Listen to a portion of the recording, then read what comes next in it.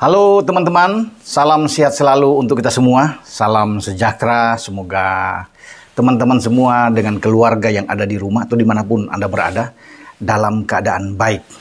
Itu yang pastikan ya. Saya harus katakan kepada teman-teman karena kesehatan itu penting.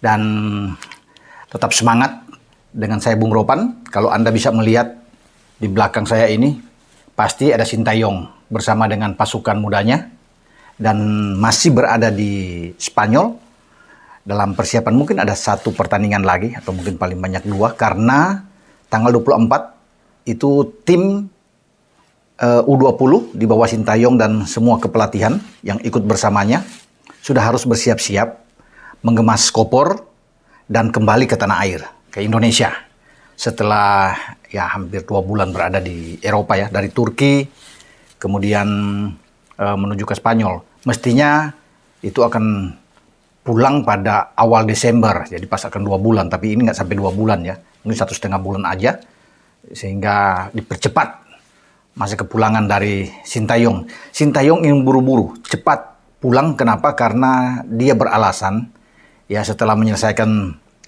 program latihan bersama dengan timnas U20 yang dipersiapkan ke Uzbek untuk putaran final Piala Asia di Maret 2023 dan kemudian pada pagelaran akbar Piala Dunia U20 ketika Indonesia menjadi tuan rumah. Nah, STY ini sudah merasa cukup.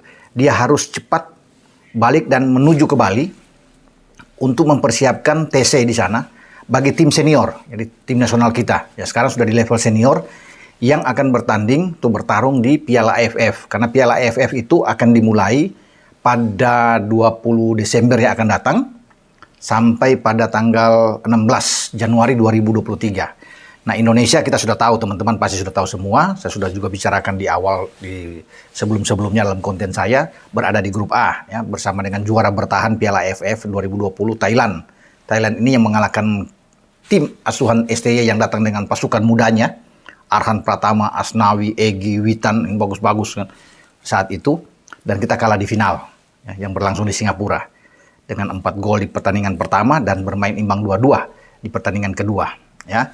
Dan kita dalam undian berada di grup yang sama dengan Thailand. Di samping Thailand ada Kamboja, ada Filipina, dan juga ada Brunei Darussalam. Brunei Darussalam ikut di dalam setelah memenangkan pertandingan playoff menghadapi Timur Leste. Jadi itu grup kita akan bertanding pertama pada 23 Desember menghadapi Kamboja di Stadion Patriot kalau nggak salah ya, di Bekasi, karena tidak boleh memakai stadion GBK yang dipersiapkan harus steril, karena ini akan dipakai untuk kejuaraan dunia atau Piala Dunia U20 tahun depan. Jadi ada 2 pilihan sebenarnya. Tadinya mungkin ada di JIS ya, atau bahkan ada di Pakansari, tapi terakhir kabar akan bermain di Patriot Candrabaga di Bekasi. Nah, STY bersama dengan seluruh pasukannya akan kembali pada tanggal 25, akan tiba rencananya di Jakarta, dan tidak lama begitu tiba dia langsung akan berangkat.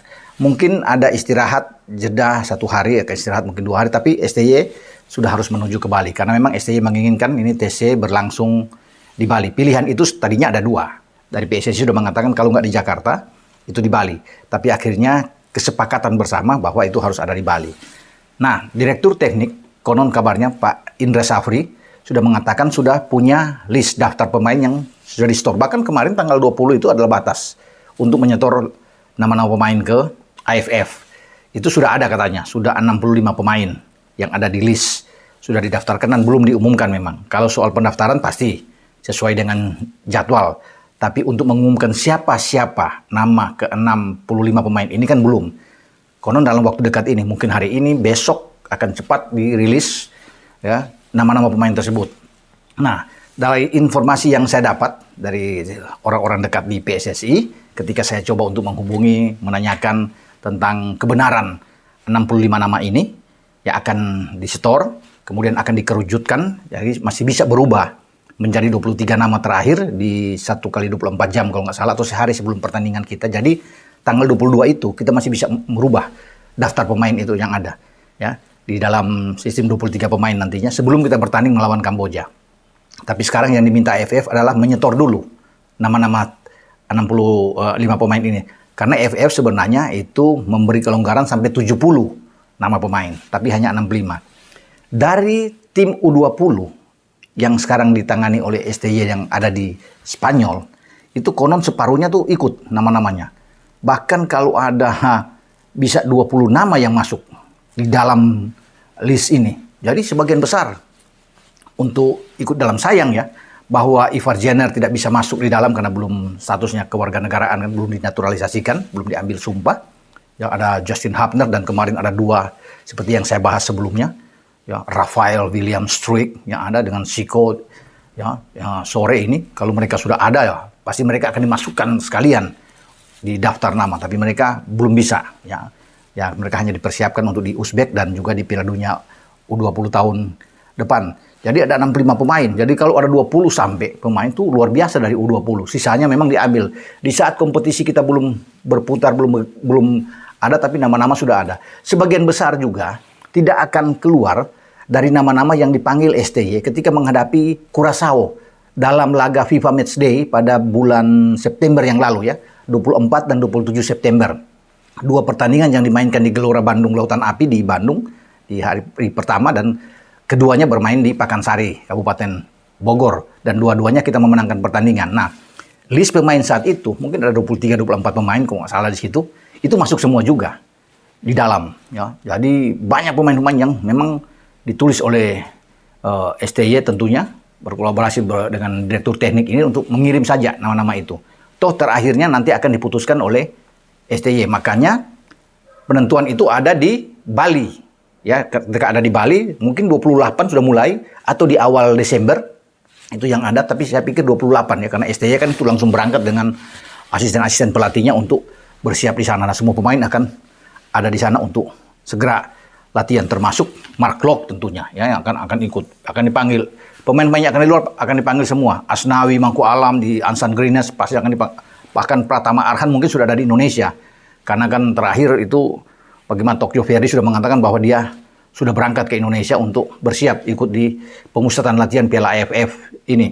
Ya, Salih Ramdhani juga, ya, ex-Sabah udah pasti agak. Egy, ya, Maulana Fikri, ya, yang berada di Slave ya, di sana di Slovakia, dengan Witan Sulaiman di Trenčín, itu pasti akan datang. Semua pasti akan datang. Tinggal kita di dalam itu apakah ada tertera nama Jordi Amat, Sandy Walsh yang baru dinaturalisasikan, sudah diambil sumpah, atau dengan Elkan Bagot. 3 nama ini apakah masuk di dalam? Karena Sain Patinama kan belum bisa, ya, belum diambil sumpah dan belum bisa bergabung. Nah, apakah 3 ini ada? Kalau Jordi mungkin iya bisa masuk bergabung karena kan Liga Super Malaysia sedang istirahat. Tinggal bagaimana dengan Sandy ini? Apakah diizinkan oleh KV Mechelen, ya, salah satu di Liga Belgia ini, untuk dia bisa datang? Karena konon STY akan melakukan lobby-lobby khusus tentunya dengan PSSI agar pihak KV Mechelen ini memberikan izin untuk datang. Tapi kan ini masih 50-50. Bisa saja langsung dimasukkan. Mau soal dia main apa enggak, tapi yang penting nama sudah masuk. Sandy Walsh masuk. Jordi Amat, Elkan Bagot, masuk aja, dikirim semua. Ya. Soal nantinya Gillingham mau kasih Elkan Bagot datang main bersama dengan timnas itu nanti. Yang penting nama dulu yang dimasukkan. Karena kan di Gillingham juga masih berputar di saat Piala Dunia masih berlangsung, ikut bermain juga di League 2 di Inggris sana, di kasta keempat ya. Sama juga dengan di KV Mechelen, itu akan berlangsung terus pertandingannya.